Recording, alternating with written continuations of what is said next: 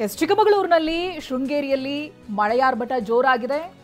ಶೃಂಗೇರಿಯಿಂದ ಮಂಗಳೂರಿಗೆ ಸಂಪರ್ಕಿಸುವಂತ ಹೆದ್ದಾರಿಗೆ ಗುಡ್ಡ ಕುಸಿತವಾಗಿದೆ, ಸಮಸ್ಯೆಗಳಾಗ್ತಾ ಇದೆ. ಈಗ 2 ಜೆಸಿಬಿಗಳ ಮೂಲಕವಾಗಿ ಮಣ್ಣನ್ನ ತೆರವುಗೊಳಿಸುವಂತ ಕಾರ್ಯ ನಡೀತಾ ಇದೆ. ಗುಡ್ಡದ ಜೊತೆಗೆ ಮರಗಳು ಕೂಡ ನೆಲಕ್ಕಪ್ಪಳಿಸುವಂತ ಭೀತಿ ಇದೆ. ಜೀವ ಭಯದಲ್ಲೇ ವಾಹನ ಸವಾರರು ಓಡಾಡ್ತಾ ಇದ್ದಾರೆ. ನೋಡಿ, ಶೃಂಗೇರಿಯಲ್ಲಿ ಮಳೆಯಾರ್ಭಟ ಯಾವ ರೀತಿಯಾದಂತ ಅವಾಂತರಗಳನ್ನ ಸೃಷ್ಟಿ ಮಾಡ್ತಾ ಇದೆ ಅಂತ. ಹೆದ್ದಾರಿಯಲ್ಲಿ ಗುಡ್ಡ ಕುಸಿತವಾಗಿದೆ. ಇದು ಶೃಂಗೇರಿಯಿಂದ ಮಂಗಳೂರಿಗೆ ಸಂಪರ್ಕವನ್ನ ಕಲ್ಪಿಸುವಂತ ಹೆದ್ದಾರಿ. ಇದು 2 ಜೆಸಿಬಿಗಳ ಮೂಲಕವಾಗಿ ಮಣ್ಣನ್ನ ತೆರವುಗೊಳಿಸಲಾಗ್ತಾ ಇದೆ. ಆ ಕೆಲಸಗಳಾಗ್ತಾ ಇದೆ. ಗುಡ್ಡದ ಜೊತೆಗೆ ಮಣ್ಣು ಕಲ್ಲೆಲ್ಲ ನೋಡ್ತಾ ಇದ್ದೀರಲ್ಲ, ಅದರ ಜೊತೆಗೆ ಮರಗಳು ಕೂಡ ನೆಲಕ್ಕೆ ಅಪ್ಪಳಿಸಿವೆ. ಭೀತಿ ಎದುರಾಗ್ತಾ ಇದೆ. ಜನರಿಗೆ ಓಡಾಡೋದಕ್ಕೂ ಕೂಡ ಸಮಸ್ಯೆ ಆಗ್ತಾ ಇದೆ.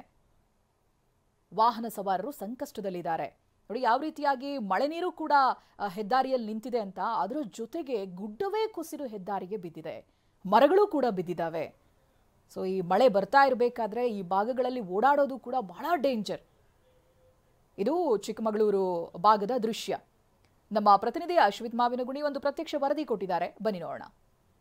ಕಾಫಿನಾಡು ಚಿಕ್ಕಮಗಳೂರಿನ ಪಶ್ಚಿಮ ಘಟ್ಟ ಸಾಲು ಮಲೆನಾಡು ಭಾಗದಲ್ಲಿ ಧಾರಾಕಾರವಾಗಿ ಮಳೆಯಾಗ್ತಾ ಇದೆ. ಪ್ರಮುಖವಾಗಿ ಒಂದು ಕಡೆ ಧಾರಾಕಾರ ಮಳೆಗೆ ಗುಡ್ಡಗಳು ಕುಸಿದು ಬೀಳ್ತಾ ಇದ್ರೆ, ಮತ್ತೊಂದು ಕಡೆ ರಾಷ್ಟ್ರೀಯ ಹೆದ್ದಾರಿ ಪ್ರಾಧಿಕಾರದ ನಿರ್ಲಕ್ಷ್ಯ ಮತ್ತು ಅವೈಜ್ಞಾನಿಕ ಕಾಮಗಾರಿಗೆ ಸಾಲು ಸಾಲು ಅವಾಂತರಗಳು ಸೃಷ್ಟಿಯಾಗ್ತಾ ಇರುವಂಥದ್ದು. ನಾವೀಗ ಚಿಕ್ಕಮಗಳೂರು ಜಿಲ್ಲೆಯ ಶೃಂಗೇರಿ ಸಮೀಪದ ಕೆರೆಕಟ್ಟೆ ಎಂಬ ಒಂದು ರಸ್ತೆಯಲ್ಲಿದ್ದೇವೆ. ಇಲ್ಲಿನ ಪರಿಸ್ಥಿತಿಯನ್ನು ನಾವು ನೋಡ್ಬೋದು. ಇದು ಶಿರೂರು, ಉತ್ತರ ಕರ್ನಾಟಕದ ಶಿರೂರಿನಲ್ಲಿ ಯಾವ ರೀತಿಯ ಒಂದು ಘಟನೆ ಇತ್ತು ಅದಕ್ಕೆ ಸಾಕ್ಷಿ ನೀಡುವಂತಹ ಸನ್ನಿವೇಶಗಳು. ಪ್ರಮುಖವಾಗಿ ನಾವಿಲ್ಲಿ ದೃಶ್ಯದಲ್ಲಿ ನೋಡಬಹುದು, ಸರಿಸುಮಾರು 100 ಅಡಿ ಎತ್ತರದಿಂದ ಮಣ್ಣು ಕುಸಿತಾ ಇರುವಂಥದ್ದು, ಜೊತೆಗೆ ಹಾಗೆಯೇ ಮರಗಳು ಕೂಡ ಇರುವಂಥದ್ದು. ಪ್ರಮುಖವಾಗಿ ಏನು ಪದೇ ಪದೇ ಈ ಒಂದು ಭಾಗ ಏನಿದೆ ಇಲ್ಲಿ ಕುಸಿತ ಆಗ್ತಾನೆ ಇದೆ.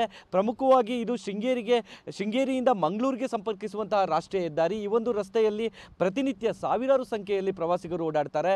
ಆದರೆ ರಾಷ್ಟ್ರೀಯ ಹೆದ್ದಾರಿ ಪ್ರಾಧಿಕಾರದ ಅವೈಜ್ಞಾನಿಕ ಕಾಮಗಾರಿಯಿಂದಾಗಿ ಇಡೀ ಗುಡ್ಡಕ್ಕೆ ಗುಡ್ಡವೇ ಕುಸಿದು ರಸ್ತೆಗೆ ಬೀಳ್ತಾ ಇರುವಂಥದ್ದು. ನಿನ್ನೆ ರಾತ್ರಿಯೂ ಕೂಡ ಇದೇ ಒಂದು ಪ್ರದೇಶದಲ್ಲಿ ಗುಡ್ಡ ಕುಸಿತವಾಗಿತ್ತು.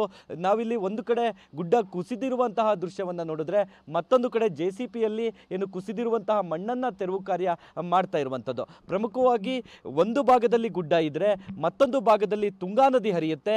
ಎಲ್ಲಾದ್ರೂ ಸಂಪೂರ್ಣವಾಗಿ ಗುಡ್ಡವೇ ಕುಸಿದು ರಸ್ತೆಗೆ ಬಂದರೆ ಅನಾಹುತ ಸಾಕಷ್ಟು ಆಗುವ ಸಾಧ್ಯತೆಗಳು ಹೆಚ್ಚಿರುವಂಥದ್ದು. ಪ್ರಮುಖವಾಗಿ ಕಳೆದ ಕೆಲ ದಿನಗಳವರೆಗೂ ಕೂಡ ಈ ಒಂದು ರಸ್ತೆ ಸಂಚಾರವನ್ನು ಬಂದ್ ಮಾಡಲಾಗಿತ್ತು.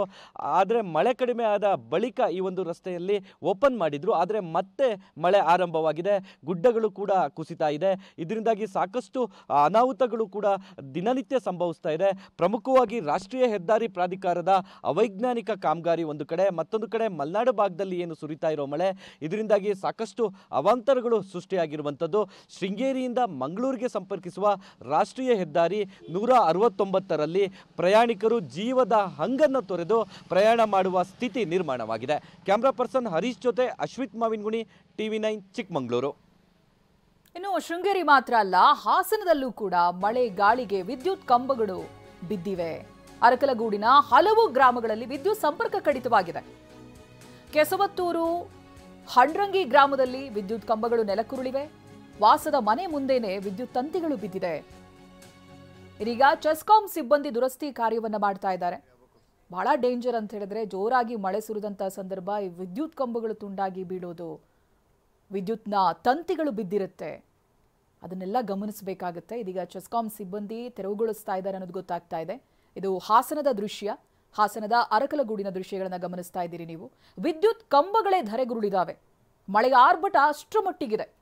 ಹಲವು ಕಡೆಗಳಲ್ಲಿ ಸಂಪರ್ಕ ಕೂಡ ಇಲ್ಲ, ವಿದ್ಯುತ್ ಸಂಪರ್ಕ ಇಲ್ಲ. ಅರಕಲಗೂಡಿನ ಹಲವು ಮನೆಗಳಿಗೆ ವಿದ್ಯುತ್ ಸಂಪರ್ಕ ಕಡಿತವಾಗಿದೆ. ಜನ ಸಮಸ್ಯೆಯನ್ನ ಅನುಭವಿಸ್ತಾ ಇದ್ದಾರೆ.